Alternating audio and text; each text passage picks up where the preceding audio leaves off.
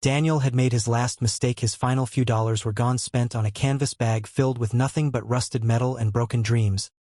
He sank onto the dirt floor of his makeshift shelter, a defeated veteran ready to accept that even his judgment was worthless, but his dog Scout refused to let it end there. The service dog in training, ignoring the scattered junk, moved to the bottom of the canvas bag. He began to dig, pawing urgently at something buried beneath the broken picture frames. This wasn't the casual sniffing of a dog exploring trash. It was focused, insistent, and deliberate. Frustrated, Daniel moved to pull Scout away, but then he stopped. He felt what Scout had found beneath the worthless scrap. There was weight. There was something solid wrapped in old cloth. That wasn't junk, it was a box. Please support us by subscribing to our channel. The cold in the industrial district was not just discomfort, it was abandonment. It radiated from the cracked concrete slabs, seeped through the gaps in the corrugated metal walls, and settled into the bones of anyone desperate enough to call this place shelter. Daniel felt it in the old shrapnel scars along his left shoulder, a persistent ache that pulsed with each shallow breath. He sat cross-legged on a piece of cardboard, his back against the rusted frame of what used to be a loading dock, shielded from the worst of the wind, but not from the emptiness that seemed to echo through the abandoned lot itself. He was a man built solid and capable, but the months of hunger had carved away at his frame. The layers of worn surplus clothing hanging loose on shoulders that once carried a full combat pack, a faded green field jacket stained and torn at the elbows, was pulled tight over a threadbare thermal shirt. His face was partially hidden by an uneven beard flecked with premature gray, and his dark hair, grown shaggy and unkempt, fell past his collar. He looked older than his late 30s, his features marked by exhaustion and invisible wounds, yet his eyes, when they focused, held a deep, quiet dignity that homelessness had not yet stolen. Pressed against his left side, providing warmth and silent companionship, was Scout. Scout was a German Shepherd mix, 3 years old, with a coat of tan and black that still held the shine of youth despite their circumstances. He was a lean dog, athletic in build, with alert, pointed ears and intelligent brown eyes that tracked every movement in their territory. He was trained, but not yet certified, a service dog in progress. His temperament was one of unwavering loyalty, his body relaxed but ready, his head resting on his paws, but his gaze constantly sweeping the perimeter of their shelter, watching for threats. His presence was more than comfort, it was Daniel's tether to the present, a living reminder that someone still depended on him, still believed he was worth following. Daniel's gaze was fixed on the canvas bag lying in the dirt, but he wasn't really seeing it. He was somewhere else entirely, pulled away by a sound that had cut through the quiet moments before. The distant backfire of a truck on the access road, a sharp percussive crack that punched through the air. It was the sound of an explosion. He was no longer in an abandoned lot in the industrial district. He was in the blinding sun of a forward patrol, the air shimmering with heat and the smell of burning fuel. He saw Marcus with his easy grin and the laminated photo of his little sister tucked into his helmet band. They were supposed to be clearing a building, checking for caches. Nothing dangerous, nothing complicated. The crack, the sudden bright flash of an IED hidden in the doorframe, the catastrophic spray of shrapnel and debris. Daniel hadn't been close enough to be hurt, only close enough to watch helpless as Marcus was thrown backward, his body crumpling against the far wall, instantly lifeless. But that wasn't the memory that truly haunted him. The death was a horror, sudden and absolute, the kind soldiers carry forever. The weight that pressed Daniel into the dirt was what came after it, was the memory of a beige tent, the sharp smell of antiseptic, and the face of his commanding officer, Lieutenant Hayes, a man with tired eyes and a voice that had already made peace with compromise. Daniel, still numb with shock, had given his statement. Faulty intel, inadequate sweep protocols, he had mentioned the pattern, the other close calls, the corners that had been cut. Hayes had listened, his face unreadable. Then he had closed the folder. Accident, he had said, his tone flat, tragic, but not preventable. Marcus failed to follow proper entry procedures. That is the official finding, Sir. Daniel had said, his voice barely above a whisper. The intel was wrong. The building wasn't cleared properly. The mission tempo, Hayes had interrupted, his eyes hardening, is not up for debate, Corporal. We have operational priorities. The investigation is closed. Marcus is gone. We honor him by moving forward, not by second-guessing command. Daniel had stood there, something inside him cracking. Marcus was buried with honors, and so was the truth. It was a compromise, clean and bureaucratic, designed to maintain operational momentum and protect careers. The core, he had given everything to the Brotherhood he had believed in, had evaporated in that tent. He had lost his faith, not to enemy fire, but to a signature on a sanitized report. His discharge, which came 8 months later, felt less like an honorable exit and more like a slow freefall, and he had been falling ever since. A low, insistent whine pulled Daniel back to the present. Scout had moved closer, pressing his cold nose firmly against Daniel's hand. The dog's eyes were locked on him, full of patient concern that demanded nothing but asked for everything. I'm here, boy, Daniel whispered, his voice hoarse. He ran his hand over the dog's rough warm fur. "I'm okay." It was a lie. The fragile safety they had carved out in this forgotten lot was already gone. Earlier that morning a city worker in a bright orange vest had walked the perimeter taking photos, marking things on a clipboard. He had glanced at Daniel, and Scout, his expression, a mixture of pity and bureaucratic resignation. "This area is slated for demo," he had said not unkindly. "You can't be here when the crews show up, probably next week, maybe sooner." Daniel had nodded, the familiar weight of displacement settling over him. He knew how this worked. He gathered his few possessions, a torn sleeping bag, a dented metal canteen, the canvas bag of junk he had bought yesterday. Stuffing them into a salvaged backpack. With the sun starting to sink and the temperature dropping, they would need to find somewhere else, somewhere they could survive another night. But first, Daniel thought, looking at the canvas bag, first he needed to see what Scout had found, what his last stupid purchase had actually brought him. He reached for the bag and pulled out the heavy cloth-wrapped object, his hands beginning to shake as he unwrapped it and saw the sealed wooden box beneath. This wasn't scrap, this wasn't junk, this was something that mattered, and everything was about to change. Daniel woke to the sound of pigeons, the soft rustle of wings, and the low cooing that filled the steel rafters above his head. He didn't open his eyes immediately. He lay still on the piece of flattened cardboard that served as his mattress, listening to the sounds of the city waking up around him, the distant rumble of morning traffic, the mechanical groan of garbage trucks, the sharp bark of a dog somewhere blocks away. These were the sounds that marked time now, not alarm clocks or duty rosters or the voices of people who knew his name. He felt Scout shift beside him, the dog's warmth pressed against his ribs, a living anchor that kept him tethered to the present. The morning air was cold, seeping through the gaps in the corrugated metal walls of the old loading dock they had claimed as shelter. His breath came out in visible clouds, and he could feel the damp chill settling into his left shoulder, the place where the shrapnel still lived beneath the skin, a constellation of metal fragments too close to nerves and bone to remove safely. The doctors at the field hospital had done what they could, but some wounds he carried them with him always.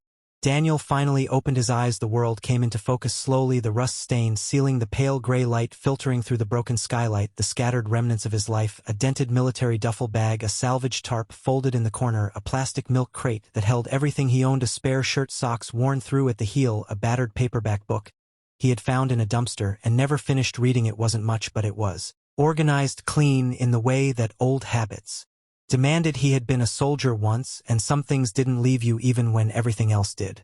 Scout was already awake, his intelligent brown eyes watching Daniel with the patient attention that was his nature. The dog was lean but not starving. His coat still held some shine despite their circumstances. Daniel made sure of that. Scout ate before he did, always. That was the rule, the compact they had made when Daniel had found the dog 2 years ago, half-starved and shivering outside a VA clinic in another city another lifetime ago. Scout had been a washout from a service dog program deemed too sensitive, too reactive to loud noises to pass certification, but Daniel understood reactive, he understood sensitive, and when Scout had looked at him with those eyes full of hope and need, Daniel had made a choice: they would survive together or not at all. "Sit, boy," Daniel said softly, his voice rough from disuse. Scout obeyed instantly, his posture perfect, his gaze never leaving Daniel's face. "Good boy." Daniel reached into the milk crate and pulled out a small bag of kibble.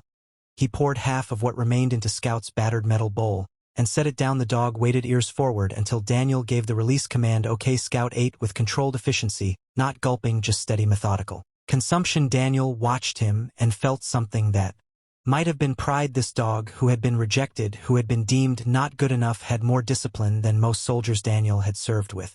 Daniel's own breakfast was simpler. He had a protein bar he had taken from a food bank 3 days ago, and half a bottle of water that tasted faintly of plastic.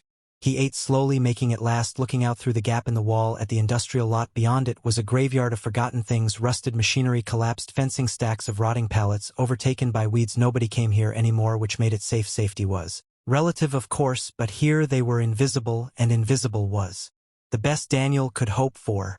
The shrapnel scar in his shoulder throbbed, a dull, persistent ache that matched the rhythm of his heartbeat. He rolled his shoulder, testing the range of motion, and felt the familiar tightness, the way the tissue pulled and resisted. It hurt worse in the cold, worse when it rained, worse when he thought too much about how he had gotten it. He closed his eyes for a moment and forced the memory back down the way he had learned to do. Breathe, count to 5, exhale. The therapist at the VA had taught him that before he had stopped going, before the appointments became too hard to keep, when you had no address, no phone, no way to prove you existed in the system you were supposed to navigate.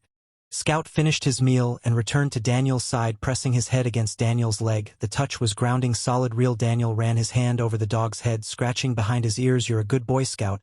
He murmured the best Boy Scout's tail wagged once a brief acknowledgement, then settled. The dog was always watching, always aware of Daniel's moods, his shifts in energy. It was what he had been bred for, even if the program had decided he wasn't good enough. Daniel knew better. Scout had saved his life more times than he could count just by being there, by refusing to let him disappear completely. The morning routine continued with the small rituals Daniel clung to. He folded the tarp precisely. He stored the sleeping bag he had salvaged from a donation bin. He used a bottle of water and a rag to wash his face and hands. The water was ice cold and the rag was threadbare, but it was something. It was dignity, even if no one else saw it, even if the world had decided he didn't matter. He mattered to himself, he mattered to Scout, and some days that was enough to keep going. Daniel pulled on his field jacket, faded green and stained with years of use, and checked the pockets. A few crumpled dollar bills, some change, a folded piece of paper with phone numbers for shelters he would never call. He counted the money carefully, $8.63. It wasn't enough for anything real, but it was something. Maybe enough for a hot meal if he could find a place that wouldn't turn him away because of how he looked. Maybe enough for more kibble for Scout. Maybe enough to buy a little more time. He thought about the day ahead, the long walk to the industrial district where day laborers gathered hoping for work, the suspicious looks from contractors who saw his weathered face and unkempt beard and decided he was unreliable, untrustworthy, too damaged to be useful. He had tried so many times, stood in those crowds with the others, waited for someone to point at him, to give him a chance. It rarely came, and when it did, the work was brutal and the pay was less than promised, but he kept trying. Because what else was there? Scout stood and stretched his body, forming a perfect arc, his tail high. Daniel watched him and felt a flicker of something that wasn't quite hope but wasn't despair either. It was simply the knowledge that they would face another day together, that they would walk the streets and survive the looks and find food somehow and return here to this forgotten place and do it all again tomorrow. Come on, boy, Daniel said, standing and feeling his knee protest the old injury from a training accident years ago. Before deployment, before everything fell apart, let's see what the world has for us today. They slipped out through the gap in the fence, Scout moving silently at Daniel's left side, perfectly healed, without a command. It was automatic now, the way they moved together, a unit. Daniel kept his head down, his hands in his pockets, his posture non-threatening. He had learned how to make himself small, how to avoid eye contact, how to pass through the world like a ghost. People didn't see him anymore, and that was safer than being seen. Being seen meant questions, meant judgment, meant the possibility of being moved along by police or security guards who didn't care where you went as long as you went somewhere else. The streets were waking up, commuters hurrying to cars, shop owners unlocking doors. A woman in a business suit walked past Daniel without looking at him, her phone pressed to her ear, her heels clicking on the pavement. He was invisible to her, just part of the landscape, as unremarkable as the trash bins or the faded graffiti on the walls. It used to hurt, that invisibility used to make him angry. Now it was just a fact of his existence, like the cold or the hunger or the ache in his shoulder. They walked for an hour, Daniel's legs protesting the distance, his stomach a hollow knot. Scout kept pace, never complaining, never pulling ahead, just there, steady. And sure, they passed other homeless people huddled in doorways or pushing shopping carts loaded with everything they owned. Daniel nodded to a few, the ones he recognized from the shelters or the soup kitchens. They nodded back, a silent acknowledgement of shared struggle, shared survival. No one spoke much. Words cost energy, and energy was a precious resource. By mid-morning they reached the day labor pickup point, but the crowd was already dispersing. The contractors had made their choices and Daniel hadn't been among them. He watched the trucks pull away loaded with men who would spend the day doing backbreaking work for cash under the table, and he felt the familiar weight of failure settle over him. Another day, another rejection. Scout pressed against his leg, sensing the shift in his mood, and Daniel took a breath. Let it go. There would be other days, other chances. They walked on, aimless now, just moving because stillness felt like giving up. Daniel found himself in a part of the city he didn't usually visit, an industrial area near the old rail yards where warehouses stood empty and chain-link fences enclosed lots full of rusting equipment. It was quiet here, forgotten like him, and he felt an odd kinship with the decay around him. This is where things went when they were no longer useful, when they had served their purpose and been discarded. And then he saw it, a small cluster of people gathered in a cracked parking lot, makeshift tables set up with boxes and bags of random items, a hand-painted sign propped against a truck bumper that read estate sale, everything must go. It was a flea market of sorts, a swap meet, the kind of place where people sold things they didn't want anymore, where desperation met opportunity. Daniel slowed his steps, his eyes scanning the tables. Scout's ears perked forward, his attention focused on the scene ahead. Daniel felt a flutter of something in his chest, not quite hope but curiosity. Maybe there would be something here, something he could use or trade. He touched the bills in his pocket, $8.63, such a small amount, but maybe enough. He glanced down at Scout. The dog looked up at him, waiting for a command, for a decision. Stay close, Daniel said quietly, and they moved toward the tables, toward whatever small possibility might be waiting there among the cast-offs and the forgotten things. The flea market was smaller than Daniel had initially thought, just 4 or 5 vendors set up in the cracked parking lot of what used to be a trucking depot. The people manning the tables looked tired, like they were selling these things out of necessity, not choice. A middle-aged woman with gray roots showing through dark hair stood behind a table covered in kitchen items, chipped plates, coffee mugs with faded logos, a dented toaster. A younger man, maybe early 20s, was selling tools from the open bed of a pickup truck, and at the far end an older man with a weathered face and thick glasses sat in a folding chair surrounded by cardboard boxes overflowing with what looked like pure junk. Daniel approached slowly, his posture careful, non-threatening. Scout walked at his side, and Daniel was acutely aware of how they must look: a homeless man and a dog, both too thin, both carrying the marks of hardship. He saw the vendors notice him, saw the slight stiffening of postures, the protective way hands moved closer to cash boxes. He was used to this, the assumption that he was there to steal or cause trouble. He kept his hands visible, his expression neutral. The woman with the kitchen items watched him approach, her eyes flicking from his face to Scout and back. "Can I help you?" she asked, her tone not unkind but cautious. "Just looking," Daniel said quietly. "Thank you, ma'am." The ma'am seemed to soften her slightly. She nodded and turned her attention to another customer who was examining a set of drinking glasses. Daniel moved on. He wasn't interested in dishes. He needed things that could be useful, that could be traded or sold for more than they cost.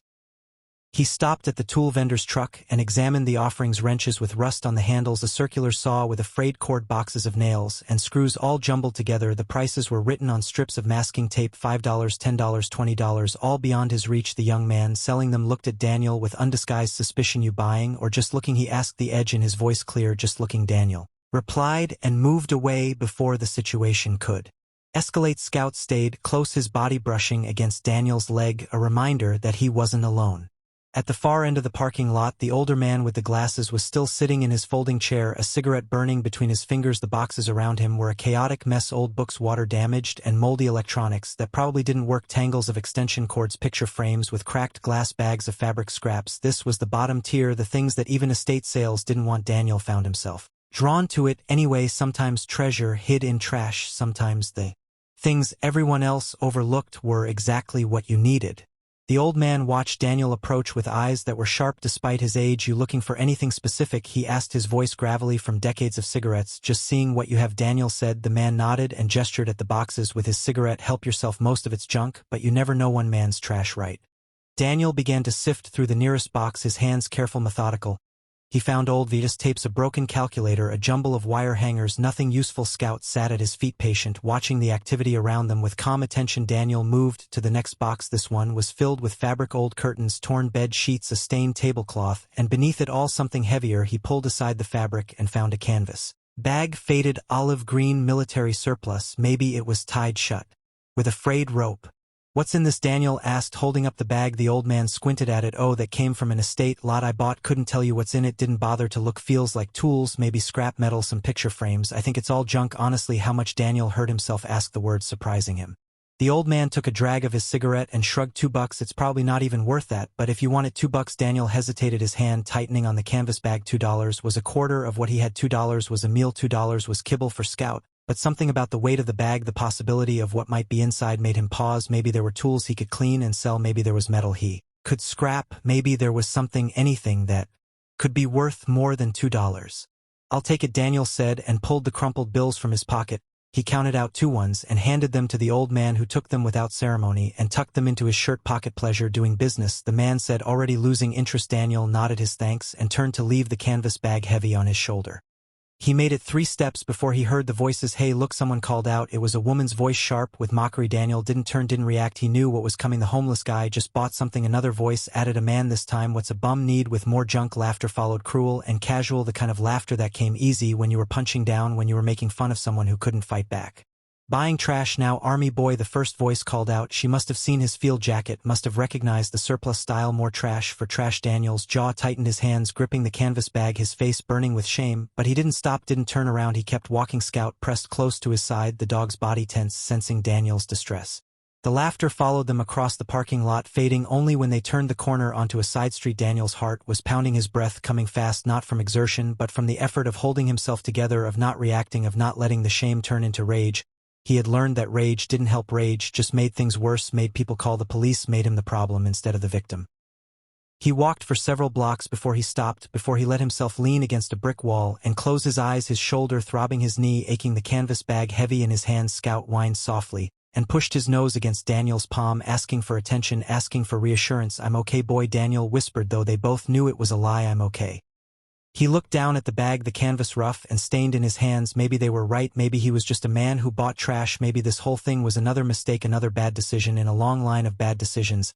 He thought about opening it right there, checking the contents, seeing if his $2 had bought anything more than humiliation, but something stopped him, some small stubborn part of himself that didn't want to know. Not yet, not here. In the street where anyone could see. Later, he told himself, later, when we're back at the shelter, when it's just us, then I'll look, then I'll know. Scout looked up at him with those steady brown eyes, full of trust, full of faith, that Daniel didn't deserve, and Daniel made himself stand up, made himself shoulder the bag and start walking again. "Come on, boy," he said, his voice rough, "let's go home." They walked back through the industrial district, taking side streets and alleys, avoiding the main roads where people might see them, might judge them. Daniel's thoughts circled endlessly, replaying the mockery at the flea market, replaying every moment of humiliation, every time someone had looked at him and seen nothing but a problem, an eyesore, something to be removed. He felt small, invisible, worthless, and the weight of it pressed down on him like a physical force. Scout stayed close, never leaving his side, never judging. The dog didn't care that Daniel was homeless, didn't care that he had spent their last $2 on a bag of probable junk, didn't care about any of it. Scout just walked beside him, loyal and steady, and that simple faithfulness was the only thing keeping Daniel's head above water, keeping him from sinking completely into the darkness that was always waiting, always patient. By the time they reached the loading dock shelter, the sun was high and cold in the pale sky. Daniel's legs were shaking with exhaustion, his shoulder a knot of fire. He pushed through the gap in the fence and stumbled into the relative safety of their space. Scout followed and immediately did a perimeter check, sniffing the corners, making sure nothing had changed. While they were gone, satisfied, the dog returned to Daniel and sat waiting for whatever came next. Daniel dropped the canvas bag on the ground and collapsed onto his cardboard mattress, his body finally giving in to the pain and exhaustion. He lay there staring up at the rust-stained ceiling, trying to find the energy to care about anything. The bag sat there, a silent accusation, a reminder of his failure, his poor judgment, his inability to make good decisions. Maybe tomorrow, he thought, maybe tomorrow I'll open it, maybe tomorrow I'll see what I bought, maybe tomorrow will be different. But he didn't believe it. Tomorrow would be like today, like yesterday, like every day before. Survival and shame and the endless grinding weight of existing on the margins of a world that had no use for him. He closed his eyes and felt Scout settle beside him, the dog's warmth seeping into his side, and for now that was enough. Hours passed. The light through the broken skylight shifted from gray to gold to deep purple twilight. Daniel dozed fitfully, his sleep broken by fragments of dreams that might have been memories, the sound of gunfire, the smell of burning, the faces of men he had served with, men who were dead or scattered or had moved on to lives that didn't include him. He woke with a start, his heart racing, Scout's nose pressed against his neck, bringing him back, grounding him. "It's okay, boy," Daniel murmured, his voice hoarse. Just a dream, just a dream." Scout didn't move, just stayed there, pressed close until Daniel's breathing slowed, until the panic receded back into whatever dark corner of his mind it lived in. Daniel sat up slowly, his body protesting every movement, and his eyes fell on the canvas bag still sitting where he had dropped it hours ago. He stared at it for a long moment. The bag seemed to stare back, a challenge or maybe an accusation. "What are you afraid of?" It seemed to ask. "What's the worst that could be inside? More junk, more trash, more proof that you're worthless. You already know that, so what does it matter?" Daniel reached for the bag, his hands trembling slightly, and pulled it closer. The canvas was rough under his fingers, the rope tie stubborn with age and grime. Scout moved closer, his attention suddenly focused on the bag, his nose twitching as he caught some scent Daniel hadn't noticed. "What is it, boy?" Daniel asked. Scout whined softly and pawed at the bag, his body language shifting from relaxed to alert to insistent. This wasn't casual curiosity, this was something else, something. Scout had found something that mattered. Daniel's fingers fumbled with the rope tie, pulling it loose, the knot finally giving way with a stubborn resistance. He opened the bag and the smell hit him immediately, musty paper, old fabric, the scent of things that had been packed away and forgotten. He reached inside and began pulling items out one by one, a rusted pipe, wrench, a tangle of wire, a broken picture frame, just as the old man had said, just junk. But Scout wouldn't settle. The dog pushed forward, his nose going deep into the bag, sniffing, urgently whining with an intensity Daniel had rarely seen. Scout began to dig his paws, scraping at something at the bottom of the bag. "Move, boy," Daniel said, gently pushing Scout aside. "Let me see, let me look." He reached deep into the bag, his fingers brushing past scraps of fabric, past more broken frames, and then he felt it, something solid, something heavy, wrapped in old cloth. Daniel pulled it out carefully. The cloth fell away, revealing a small wooden box, maybe 8 inches long, 6 inches wide, dark wood, sealed with a simple metal latch. The box was covered in dust, the corners worn smooth with age and handling. This wasn't junk, this was something that had mattered to someone once. This was something that had been kept, protected, hidden. Daniel's heart began to beat faster, his hands trembling as he turned the box over, examining it. There was no lock, just the latch. Daniel's thumb moved to it, hesitated. What if this was private? What if this was something he had no right to see? But then again, he had bought it. Hadn't he paid his $2, taken ownership of whatever was inside? And the weight of the box, the way Scout was watching him with those intense eyes, made him feel like this was important, like this was something that needed to be open, needed to be seen. He flipped the latch. It released with a soft click. The hinges protested slightly as Daniel lifted the lid, and then he was looking inside, his breath catching in his throat, his hands beginning to shake for real now, because this wasn't junk, this wasn't trash, this was someone's life.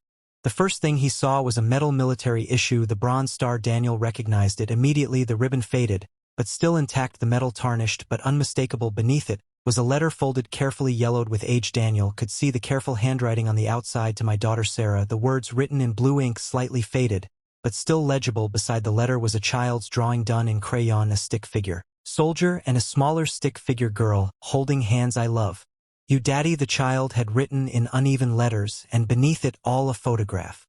Daniel lifted the photograph with trembling hands. It showed a young soldier, maybe late 20s, in full dress uniform, standing next to a woman with kind eyes. They were both smiling, and between them, holding both their hands, was a little girl, maybe 5 years old, with pigtails and a gap-toothed grin. The photo had been taken in front of a house, suburban, ordinary, happy, the kind of life Daniel used to dream about before everything fell apart.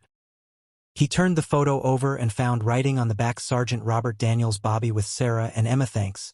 Giving 2008. Daniel stared at the words, his throat tight, his eyes burning. This wasn't junk, this was a father's last connection to his daughter. This was a soldier's life compressed into a small wooden box. This was sacred, and someone had thrown it away, had sold it in an estate lot, had let it end up in a canvas bag at a flea market, sold for $2 to a homeless veteran who almost hadn't bought it.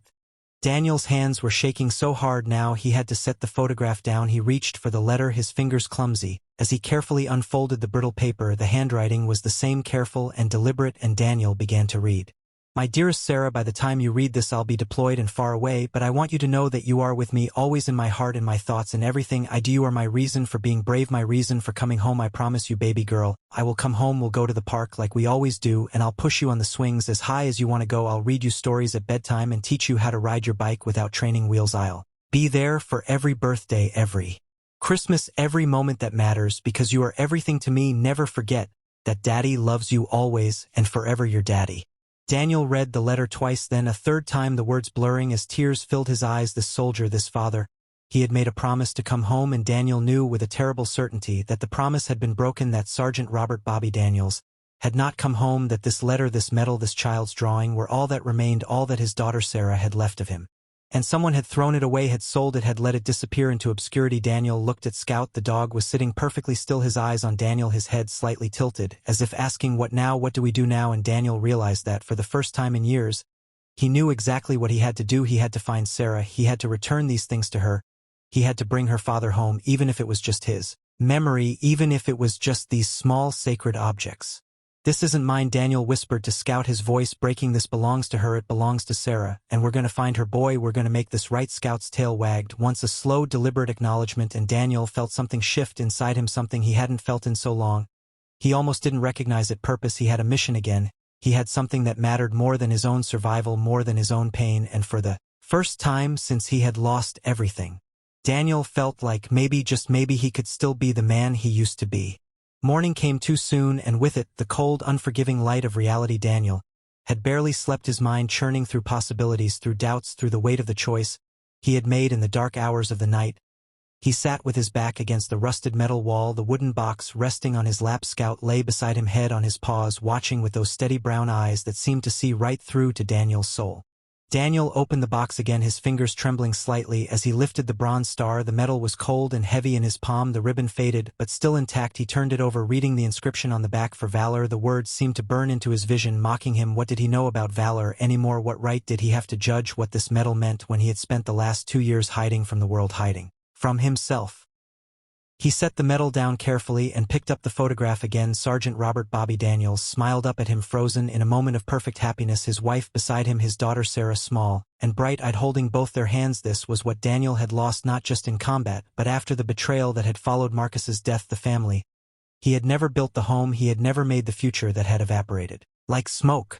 The practical voice in his head, the one that had kept him alive on the streets these past 2 years, began to speak. You could sell these, it whispered, reasonable and calm. You could take them to a pawn shop or a military memorabilia dealer. The bronze star alone could bring $200, maybe more. The photograph was worthless, but the metal, the letter, those had value, and value meant food, meant medicine, meant survival. Daniel did the math in his head. $200 would buy kibble for Scout, enough to last weeks. It would buy food for himself, real food, not the scraps he scavenged from dumpsters or the stale bread from food banks. It would buy a week in a cheap motel, hot showers, clean sheets, a door that locked safety. It would buy time to find work, time to get his paperwork in order, time to stop the endless grinding struggle just to exist. His shoulder throbbed, the shrapnel scars pulling tight in the cold morning air. His knee ached, the old injury making itself known with every shift in position. He was hungry, had been hungry for so long now that it was just a constant background noise in his body. He was tired, bone deep, exhausted in a way that sleep never seemed to touch. These things in this box, they represented a lifeline, they represented survival. But then he looked at the letter again, unfolding it carefully, the paper so fragile it might tear at the wrong touch, and he read the words again. My dearest Sarah, I promise you, baby girl, I will come home, your daddy. The promise had been broken, not by choice, but by fate, by war, by the randomness of death that took some soldiers and spared others. And this letter, this photograph, this medal, they were all Sarah had left of that promise, all she had left of her father. Daniel's throat tightened, his eyes burning. He thought about Marcus, his battle buddy, his friend killed by an IED in a mission that should have been routine. The official report had called it an accident, a tragic but unavoidable casualty of war, but Daniel knew the truth. The intel had been bad, the sweep protocols ignored, the operational tempo pushed too hard because command wanted results, wanted numbers, wanted to show progress, and Marcus had paid the price. After the funeral, after the memorial service where Marcus was praised as a hero, Daniel had gone to see Marcus's little sister, the one whose photograph Marcus had kept in his helmet. She had been 16, grieving and lost, and she had asked Daniel to tell her the truth, to tell her what really happened. And Daniel had looked at her, had seen the hope and the pain in her eyes, and he had lied. He had told her what the report said, that her brother had died honorably following orders, that there was nothing anyone could have done. He had protected the lie, protected the system, protected the people who had gotten Marcus killed because he hadn't known what else to do. But the lie had eaten at him, had hollowed him out from the inside, and when his own discharge came, when he found himself on the streets with nothing but Scout and the weight of his failures, he had wondered if this was his punishment, if this was what he deserved for choosing the easy path, for choosing silence over truth. Now he sat in an abandoned loading dock holding the last possessions of another fallen soldier, and he understood with terrible clarity that this was his chance, this was his opportunity to do what he had failed to do for Marcus, to choose truth over convenience, to choose honor over survival. Sarah deserved to know her father had kept his promise to come home, even if it was only in memory, even if it was only in the form of a medal and a letter and a child's drawing. She deserved to have these pieces of him back. But what if she didn't want them? What if she had moved on, had built a life that didn't include the pain of remembering? What if Daniel showing up dirty and homeless and carrying her father's things just reopened old wounds? What if she called the police thinking he had stolen them? What if she looked at him the way everyone else did, with suspicion and disgust and fear? What right did he have to insert himself into her grief, into her life? Scout shifted, pressing closer to Daniel's side, and made a soft sound, not quite a whine, but a gentle insistence. Daniel looked down at the dog, meeting those amber brown eyes. Scout had been rejected too, had been deemed not good enough for the service dog program, because he was too sensitive, too aware of the trauma around him. But that sensitivity, that awareness, was exactly what made him perfect for Daniel. Scout understood pain, understood fear, understood the struggle to keep going when everything felt impossible, and Scout had never given up, had never stopped believing that Daniel was worth staying for. You think I should do this, don't you, boy? Daniel whispered, running his hand over Scout's head. The dog leaned into the touch, his tail giving a single slow wag. Yes, Daniel thought, that's what you'd say. Scout had found the box, had insisted Daniel open it, had refused to let it remain hidden. Maybe that meant something, maybe it was a sign, or maybe Daniel was just a desperate man looking for meaning in random chance. He looked at the photograph again, at Sarah's gap-toothed smile, at the joy in her father's face. If someone had found Marcus's things, if someone had the chance to return them to his sister, wouldn't Daniel want them to try? Wouldn't he want Marcus to be remembered, to be honored, even if it was years too late, even if it came from a stranger who had nothing but good intentions? The decision settled over him, heavy and final, like a stone dropping into still water. He couldn't sell these things, he couldn't take the money and walk away and live with himself. He was already carrying enough guilt, enough shame, enough weight of his failures. He couldn't add this to the burden. He had to try, had to find Sarah, had to return what was rightfully hers, even if it cost him everything, even if it meant going hungry for another week, another month, even if it meant staying on the streets. This isn't mine, he said aloud, his voice stronger now. This belongs to Sarah, it belongs to Sergeant Danielle's daughter, and we're gonna find her, Scout. We're gonna bring these home. We're gonna do the right thing, even if it's hard, even if no one ever knows, even if it doesn't change anything for us. We're gonna do it because it's right." Scout stood and shook himself, his tags jingling softly in the quiet morning air. Then he moved to the gap in the wall and looked back at Daniel, his posture expectant, his meaning clear. It was time to move, time to start the mission, time to stop thinking and start doing. Daniel carefully placed the medal and the letter and the photograph back in the wooden box, closed the lid and wrapped it in the old cloth. He tucked it deep into his duffel bag, the safest place he had, and stood, his body protesting the movement, his injuries making themselves known. He had no plan, no idea how to find Sarah, no resources, no connections, no way to navigate the systems that were supposed to help veterans but had failed him so completely. But he had the photograph, he had the name on the back, Sergeant Robert Daniels, and he had determination, and maybe that would be enough. "Come on, boy," he said to Scout, "let's go find her, let's bring her father home." They slipped out through the fence and into the morning. The city was waking up, traffic building, the air filled with exhaust and noise and the indifferent energy of people going about their lives. Daniel walked with purpose now, his limp less pronounced, his shoulders straighter. He had a mission, and missions were something he understood, were something that gave structure to chaos, gave meaning to suffering. The wooden box in his duffel bag pressed against his back, a constant reminder of the weight he carried and the promise he had made. The first place Daniel thought to try was the Veterans Affairs office downtown. He had been there before, months ago, when he first lost his housing, when he was still trying to navigate the bureaucracy that was supposed to help him get benefits, get medical care, get back on his feet. That visit had been a disaster, a maze of forms and requirements and proof of address and identification he didn't have, and staff who looked at him with a mixture of pity and impatience. But maybe this time would be different. Maybe if he explained what he was trying to do, they would help. The walk took over an hour, Daniel's knee throbbing by the time he reached the building, a squat concrete structure with narrow windows and a parking lot full of cars that all looked newer and cleaner than anything Daniel had touched in years. He stood outside for a moment, gathering his courage. Scout pressed against his legs, solid and warm. "You ready for this, boy?" he asked. Scout looked up at him, and Daniel took that as a yes. Inside the building was fluorescent bright and smelled of industrial cleaner and old coffee. There was a reception desk staffed by a middle-aged woman with glasses and a professional smile that didn't reach her eyes, a waiting area filled with plastic chairs, and a television playing news. No one was watching. Daniel approached the desk, his hands clenched at his sides, trying to make himself look presentable, trying to hide the dirt under his fingernails, the wear in his clothes, the exhaustion in his face. "Good morning," he said, his voice coming out rougher than he intended. "Can I help you?" the receptionist asked, her eyes flicking from Daniel's face to Scout to the duffel bag and back to Daniel, her smile fading slightly. "I'm looking for information about a soldier," Daniel said, pulling the photograph from his duffel carefully. "I'm trying to find his family. I have some of his things, personal items that should be returned."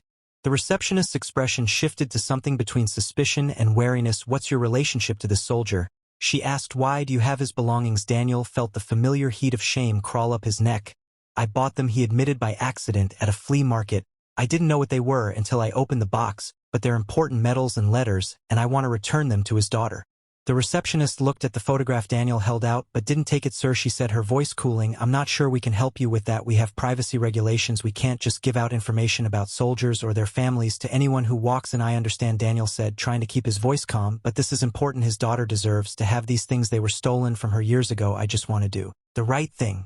The receptionist's eyes narrowed. "Stolen," she repeated. "You said you bought them, sir. I'm going to have to ask you to leave. If you have stolen military property, you need to report it to the police, not come here." Daniel felt panic rising in his chest. "No, you don't understand. I didn't steal them. Someone else did years ago. They ended up in an estate sale, and I just want to find his daughter."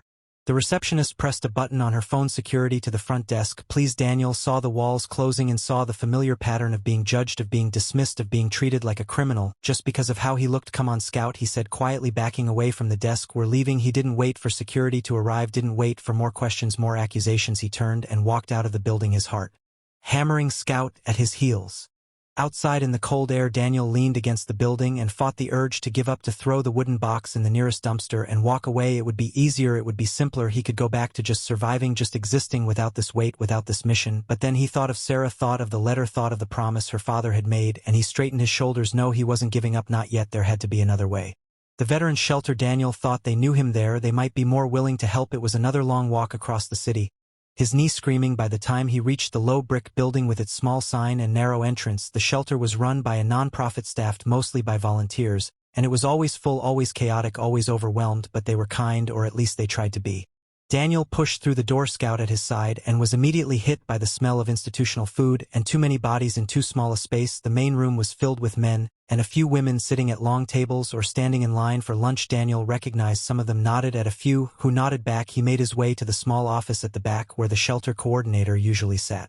"Hey Daniel," a voice called, and Daniel turned to see Rick, one of the volunteers, a man in his 50s with gray hair and tired eyes. "Been a while, man. How you holding up? Getting by?" Daniel said. "Is Margaret around?" Rick nodded toward the office. "She's in there. Go ahead, knock." Daniel knocked on the office door and a woman's voice called, "Come in." Margaret was in her 60s, a former Army nurse who had been running this shelter for 20 years. She looked up from her desk and her face softened when she saw Daniel. "Daniel," she said, "good to see you." "And who's this?" Scout. Daniel said. "He's a good boy." Margaret smiled. "You know the rules normally, but for you I'll make an exception. What can I do for you?" Daniel pulled out the photograph and explained the whole story. Margaret listened without interrupting, her expression thoughtful. When he finished, she sighed. "Daniel, that's a beautiful thing you're trying to do, but I don't know if I can help. I don't have access to military records or family contact information. Have you tried the VA office?"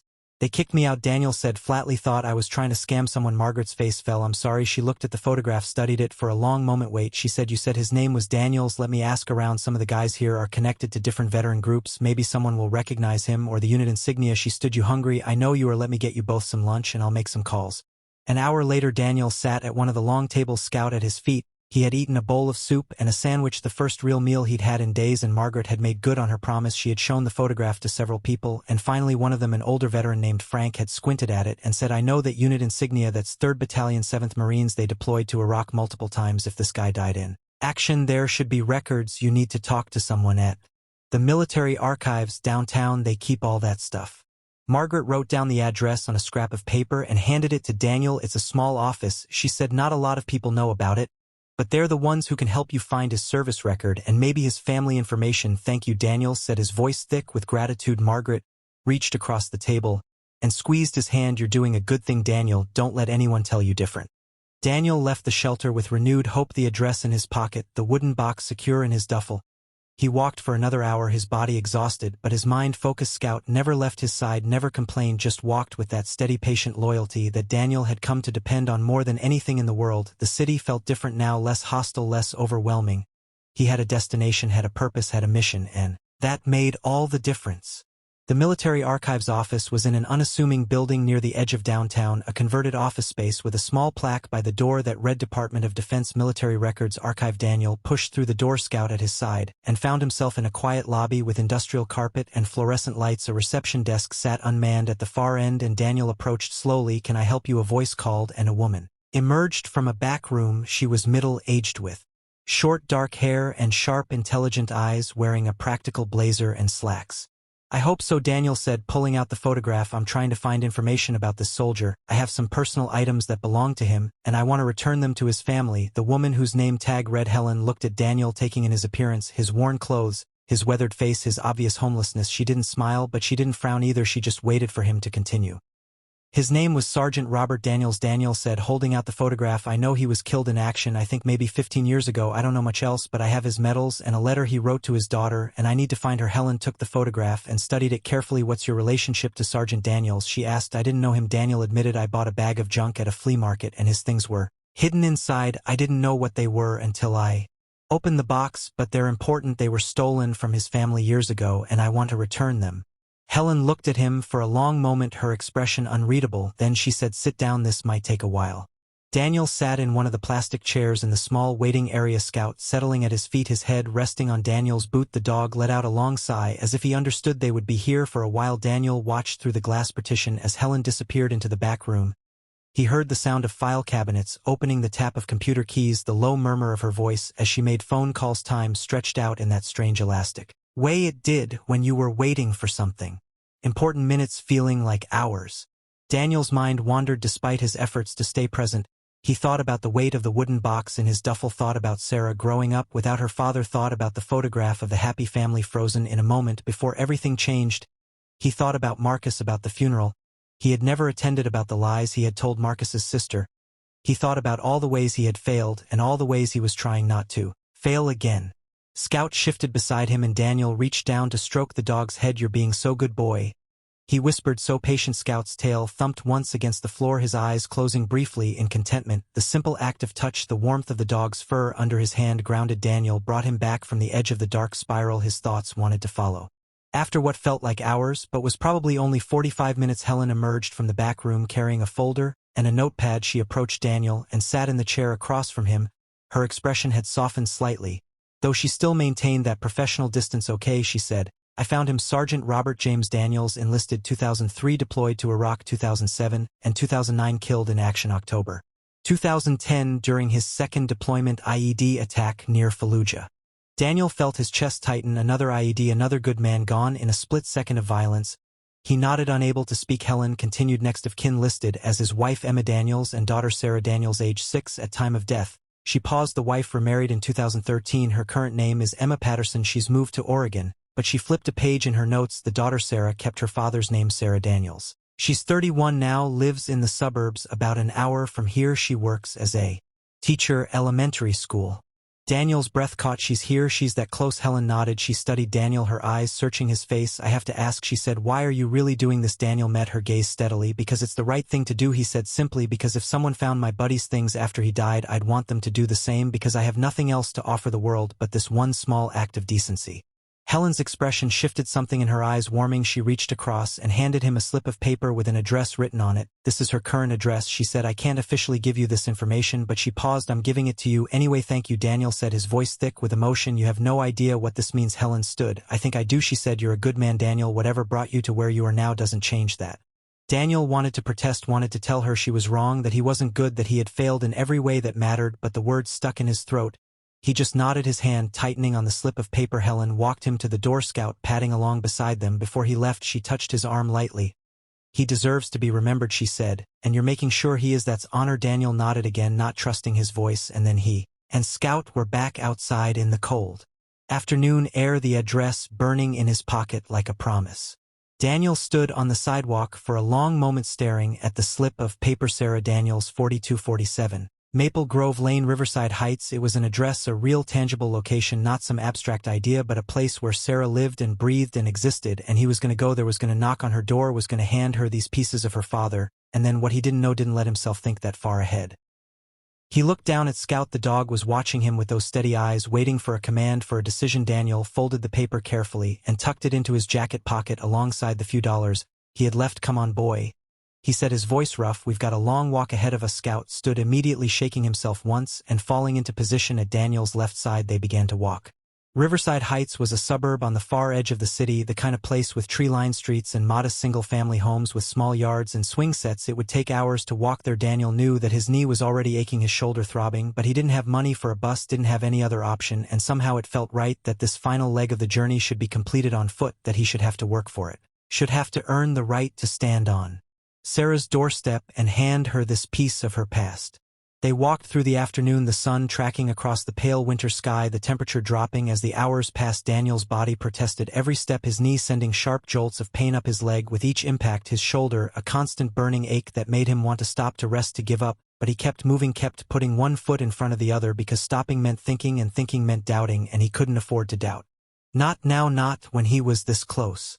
Scout matched his pace perfectly, never pulling ahead, never lagging behind, just there, solid and steady and real. The dog's presence was the only thing keeping Daniel tethered, keeping him moving forward when every part of his body screamed to stop. They passed through the industrial district where Daniel had bought the canvas bag just days ago, though it felt like a lifetime. They passed through downtown where people in business clothes hurried past without looking at them. They passed through residential neighborhoods where children played in yards and families sat down to dinner in warm-lit houses, and Daniel felt like a ghost watching life happen to other people. As they walked, Daniel's mind kept circling back to the same questions. What if Sarah didn't want the box? What if seeing it caused her more pain than comfort? What if she had moved on, had built a life that didn't include the constant reminder of loss? What right did he have to insert himself into her story? What right did he have to decide what she needed? And yet he kept walking, because the alternative, turning back, giving up, selling the metals to survive, was unthinkable. He had made his choice, had committed to this path, and he would see it through no matter what. The sun was setting by the time they reached the edge of Riverside Heights, the sky turning deep orange and purple, the streetlights beginning to flicker on. Daniel's legs were shaking with exhaustion, his knee a white-hot point of agony. Scout was limping slightly, favoring his left front paw, and Daniel felt a stab of guilt He had pushed them both too hard, had asked too much, but they were here, they had made it. He pulled out the slip of paper and checked the address. Again, 4247 Maple Grove Lane. They were close. He found the street just as full dark settled over the neighborhood. Maple Grove Lane was exactly what he had imagined, quiet and tree-lined with houses set back from the road, behind small neat lawns. Daniel walked slowly, now, his heart hammering in his chest with something that felt like fear.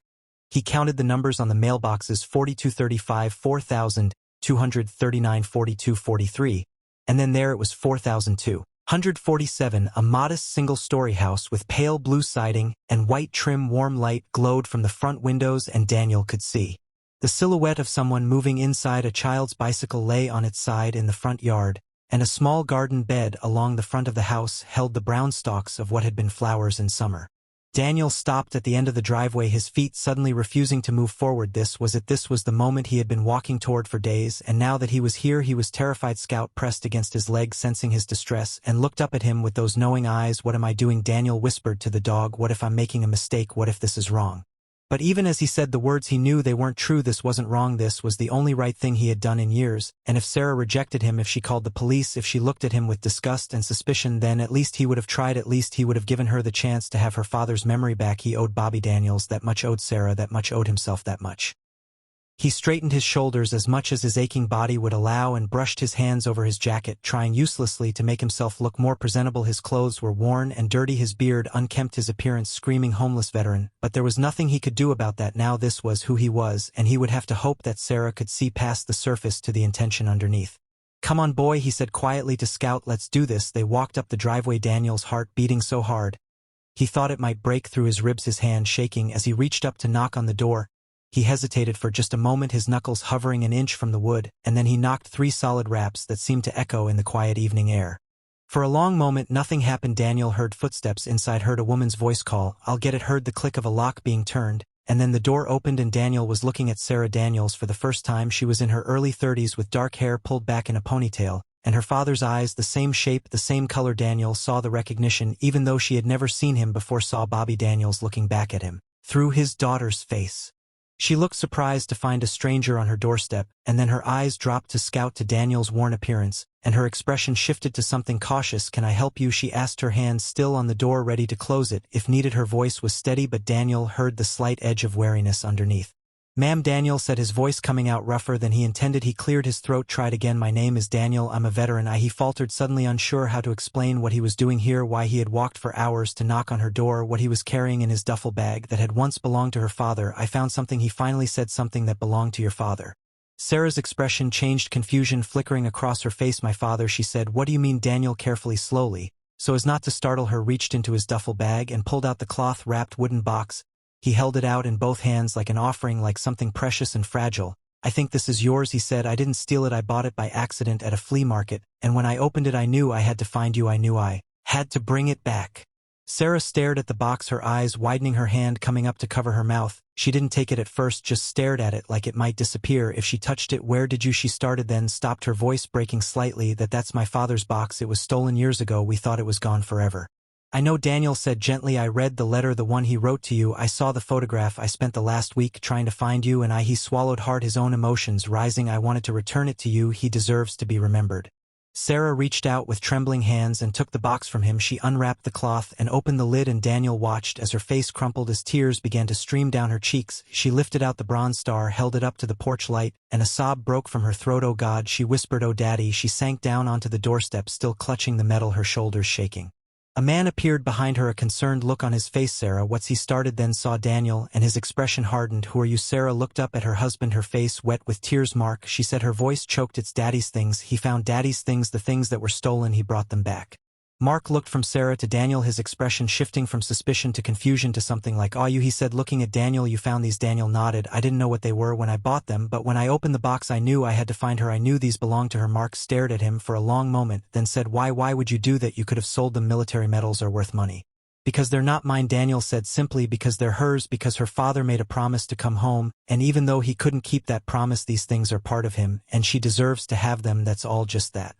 Sarah stood up still holding the medal and looked at Daniel, really looked at him for the first time, seeing past the worn clothes and unkempt appearance, seeing the exhaustion in his face, the pain in his eyes, the quiet dignity in his posture. "You walked here, didn't you?" she said. "It wasn't a question. You walked for miles to bring these to me." Daniel nodded, unable to speak. Sarah looked at her husband, then back at Daniel. "Please," she said, "please come inside, both of you."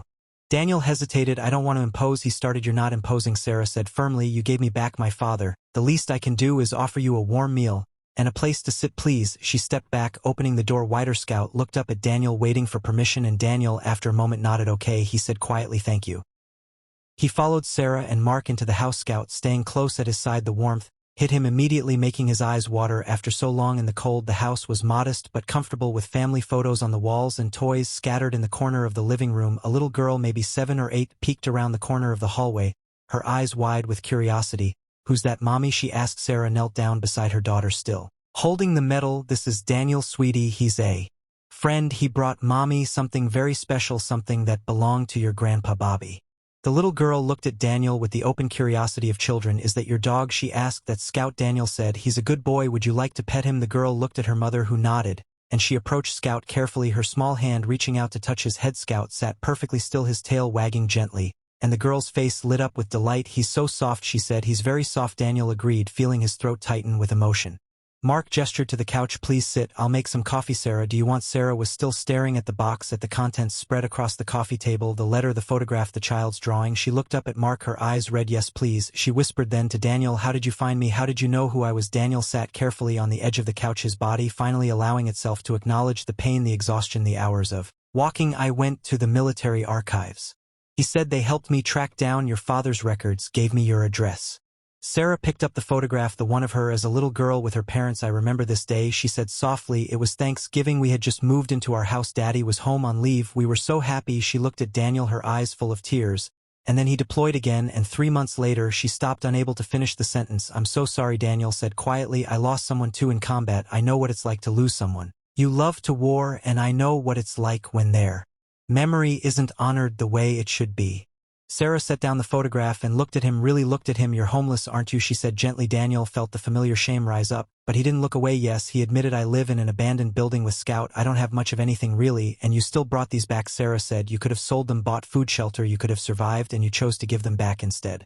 Daniel met her eyes. "I couldn't keep them," he said. "They're not mine, they're yours, they're his, and some things matter more than survival." Sarah reached across and took his hand, her grip firm and warm. "Thank you," she said, her voice breaking. "Thank you for seeing him, for remembering him, for caring enough to do this. You have no idea what this means to me." Mark returned with coffee and sandwiches, and they sat together in the warm living room, Daniel and Sarah talking about Bobby Daniels, about his service, about the letter and the medal, and what it all meant. Mark listened quietly, and at some point he disappeared and returned with a first aid kit. Noticing the way Daniel favored his knee, "Let me take a look at that," he said, and Daniel, too tired to protest, let him. Mark wrapped the knee in a compression bandage, gave him some painkillers, and didn't ask questions, didn't judge, just helped. As the evening wore on, Sarah asked about Daniel's life, about how he ended up on the streets, and Daniel found himself telling her things he hadn't told anyone, about Marcus, about the cover-up, about losing his faith in the system that was supposed to protect him. Sarah listened without interrupting, and when he finished she said, "I volunteer with a veteran support organization. Did you know that?" Daniel shook his head. "We help veterans navigate the VA system, get benefits, get housing, get medical care. I want to help you." Daniel started to protest. I'm not asking," Sarah interrupted gently. "I'm telling you gave me back my father. Let me help you find yourself again." Daniel looked at her, at the kindness in her eyes, at the determination in her voice, and something inside him that had been locked tight for years began to crack. "Maybe," he whispered, "maybe that would be okay." Sarah smiled. "We have a garage apartment," she said. "It's small, but it's warm and dry, and it's yours if you want it. You and Scout both. You can stay there while we get you set up with the VA, with medical care, with whatever you need. No strings attached, just a place to rest." Daniel felt tears prick his eyes. He looked down at Scout, who was curled up on the floor beside the little girl, both of them asleep, and he felt something he hadn't felt in so long. He could barely recognize it. "Hope." "Okay," he said, his voice barely above a whisper. "Okay, I'll stay, thank you." Sarah reached over and squeezed his hand. "You brought my father home," she said. "Now let me help bring you home too." And for the first time in years, Daniel believed that maybe home was still possible, maybe redemption was still within reach, maybe he could still be the man he used to be. 3 months passed like a dream, or maybe like waking from a nightmare. Daniel wasn't sure which. The first few days in the garage apartment had been the hardest, not because of the space itself, which was clean and warm and more than he had dared hope for, but because he kept waiting for it to be taken away, kept waiting for someone to realize they had made a mistake, that he didn't deserve this, that he was still the broken homeless man who had knocked on their door, covered in dirt and shame. But Sarah and Mark didn't take it back. They showed him where everything was: the small bathroom with a shower that had hot water, the kitchenette with a microwave and mini fridge, the bed with clean sheets and a real pillow. They brought him towels and soap and food, and they didn't make him feel like charity, didn't treat him like he was fragile or dangerous. They just gave him space and time and the quiet understanding that healing wasn't linear, wasn't fast, wasn't something that could be rushed. The first shower Daniel took lasted almost an hour. He stood under the hot water until it started to run cold, watching months of grime and exhaustion wash down the drain. He scrubbed his skin until it was raw, his hair until it squeaked. He shaved off the rough, patchy beard that had made him look older than his years, and when he finally stepped out and looked at himself in the mirror, he barely recognized the man staring back at him, still thin, still marked by hardship, but clean, human, visible. Scout seemed to sense the change in their circumstances. The dog explored every corner of the apartment, his tail wagging constantly that first day, and then claimed a spot on the small rug by the bed as his own. That night Daniel lay in an actual bed for the first time in years. Scout curled up on the floor beside him, and he cried quiet tears that soaked into the pillow, tears of relief and gratitude and grief for all the time he had lost, all the nights he had spent cold and hungry and alone, when maybe he could have asked for help, could have accepted that he deserved something better. Sarah kept her promises. Within the first week she had connected Daniel with the veteran support organization she volunteered with, and they assigned him a caseworker, a patient woman named Linda, who specialized in helping homeless veterans navigate the VA system. Linda didn't judge, didn't lecture, she just worked methodically through the mountain of paperwork that stood between Daniel and the benefits he had earned with his service. She helped him get copies of his discharge papers, his medical records, his service history, all the documentation that had seemed impossible to access when he was living on the streets. The VA appointments started slowly. First a general health screening where a doctor examined Daniel's shoulder and knee and made notes about the shrapnel scars and the old training injury. Then a mental health evaluation where Daniel found himself talking about Marcus, about the cover-up, about the years of feeling invisible and worthless. The therapist, a veteran himself, listened without judgment and diagnosed PTSD and depression, both of which Daniel had known about but had never been able to get treatment for. And then came the hardest part, accepting that he needed medication, needed weekly therapy sessions, needed help. Mark took Daniel to those first few appointments, driving him to the VA hospital and waiting in the lobby without complaint, and gradually Daniel started to feel something shift. The medication took the edge off the constant anxiety that had lived in his chest for years. The therapy gave him tools to manage the flashbacks, the intrusive thoughts, the guilt that had weighed him down for so long. It wasn't a cure, wasn't magic, but it was something. It was progress, it was healing. Scout's transformation paralleled Daniel's. The dog had always been well trained, but he had never completed his service dog certification because of his sensitivity to loud noises, his tendency to become too attuned to trauma around him. But Sarah knew a trainer who specialized in dogs like Scout dogs who had washed out of programs because they were too empathetic, too aware, and she connected Daniel with her. The trainer, a woman named Carol, worked with Daniel and Scout 3 times a week, teaching them to work together as a team to channel Scout's sensitivity into focused, helpful behaviors. Carol saw what the original program hadn't, that Scout's awareness of Daniel's PTSD symptoms wasn't a flaw, it was a gift. The dog could sense when Daniel was spiraling into a flashback, could interrupt the episode by pressing against him, by forcing Daniel to focus on something real and present. Carol taught Scout formal alerts, taught him to recognize the signs of panic attacks and nightmares, taught him to create space for Daniel in crowds, and after 12 weeks of intensive training, Scout passed his certification with flying colors. He was officially a service dog, and the vest he wore now gave them access to places Daniel had been barred from for years. With Scout certified and his benefits finally coming through, Daniel felt something he hadn't felt in so long. He almost didn't recognize its stability. He had a place to live, had food in his refrigerator, had money for basic necessities, had medical care, had therapy, had a dog who was trained to help him navigate the world.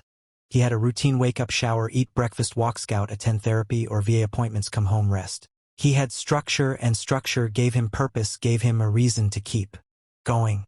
Sarah had one more gift for him, a job opportunity. The veteran support organization she volunteered with was looking for a peer support specialist, someone who had lived experience with homelessness and PTSD, someone who could talk to other veterans who were struggling, someone who could offer hope from a place of understanding. You'd be perfect for this, Sarah said, handing him the job description. You've lived it, you know what it's like. And you know how to survive, how to find your way back. Daniel read the description, his hands shaking. This was exactly what he had needed when he first became homeless: someone who understood, someone who didn't judge, someone who could help navigate the impossible systems without making him feel worthless. I don't know if I'm qualified, he said, but Sarah just smiled. You're the most qualified person I know, she said. You've been where they are, and you made it out. That's what matters. The interview was terrifying. Daniel sat across from the program director, a woman named Rachel, who reviewed his application with a thoughtful expression. She asked about his service, about his homelessness, about his recovery, and Daniel answered, honestly talked about the shame and the struggle and the daily choice to keep going, to not give up. Rachel listened, and when he finished she smiled. We'd love to have you, she said. When can you start? Daniel started the following week. His role was to meet with homeless veterans to help them access resources, to offer support and encouragement, to be a living example that recovery was possible, that there was a way forward. It was hard, emotionally draining work. Every veteran he met reminded him of where he had been, reminded him of how close he had come to giving up completely. But it was also deeply fulfilling. Every small victory, every veteran who accepted help, who took the first step toward stability, felt like redemption, felt like he was finally doing something that mattered. He worked with a man named Carlos who had been living under a bridge for 3 years, helped him get an ID, get into a shelter, get connected with mental health services. He worked with a woman named Janet who had been staying in her car, helped her find transitional housing and a job training program. He worked with dozens of veterans, all with their own stories, their own traumas, their own reasons for ending up on the streets, and each one he helped felt like he was helping himself, felt like he was repaying the debt he owed to Sarah and Mark and Linda and everyone who had helped him when he had nothing. Months turned into a year. Daniel's life had transformed so completely that sometimes he had to stop and remind himself that it was real, that he wasn't going to wake up back in the abandoned loading dock, cold and hungry and alone. He had gained weight, his face filling out until he looked healthy instead of gaunt. His injuries still bothered him, the shoulders still ached and cold, whether the knees still protested long walks, but they were manageable now with physical therapy and proper medication. He had grown his hair out a little, kept it neat, and his face clean-shaven. He looked like himself again, or maybe he looked like a new version of himself, someone who had been through hell and survived, someone who had been broken and put himself back together. Sarah and Mark had become family. He had dinner with them every week, played with their daughter Emma, who adored Scout and called Daniel Uncle Daniel. He helped Mark with projects around the house and joined them for holidays, for birthdays, for the ordinary moments that made up a life. They never made him feel like he owed them, never made him feel like he was a burden. They just included him, treated him like he belonged, and slowly Daniel started to believe that maybe he did. One Saturday afternoon in early autumn, Daniel was walking Scout through the industrial district where he used to scavenge for work, where he used to feel invisible and desperate. The air was crisp and cool, the leaves just starting to turn, and Daniel felt something close to contentment. He had been to therapy that morning, had worked through another piece of his guilt about Marcus, had made progress toward forgiving himself for the things he couldn't control. Scout walked beside him in his service dog vest, calm and confident, and Daniel marveled at how far they had both come. They turned a corner and Daniel saw at the Flea Market, the same cracked parking lot where he had spent his last $2 on a canvas bag full of junk, where a crowd of strangers had mocked him for buying trash. The memory hit him with unexpected force, not painful exactly, but sharp, clear, a reminder of where he had been, of how much had changed. He slowed his steps, Scout matching his pace, and stood at the edge of the lot watching the vendors set up their tables, watching people browse through boxes of cast-offs and forgotten things. Hey, a voice called out, and Daniel turned. A man was standing by a pickup truck unloading tools, the same young man who had sold tools that day. You find any more trash to buy? The man called, the tone mocking, the same casual cruelty. Daniel remembered the voice sounded like it had that day when people laughed at the homeless veteran who bought junk. For a moment Daniel felt the old shame rise up, felt the urge to shrink back, to make himself invisible, to disappear. But then he looked down at Scout, at the certified service dog who had found a wooden box and changed both their lives. He looked at his clean clothes, at his healthy body, at the life he had rebuilt from nothing, and he smiled, not bitter, not angry, just knowing, because he understood something the man mocking him didn't. Sometimes trash isn't trash, sometimes it's treasure waiting to be found. Daniel didn't respond, didn't engage. He just touched Scout's head, the dog looking up at him with those steady brown eyes, and they walked on, leaving the flea market behind, leaving that version of himself behind. They walked through the industrial district, past the abandoned loading dock where Daniel used to sleep, and he didn't feel sadness or longing. He felt gratitude. That place had kept him alive, had given him shelter when he had nowhere else to go. And now he was somewhere else, was someone else.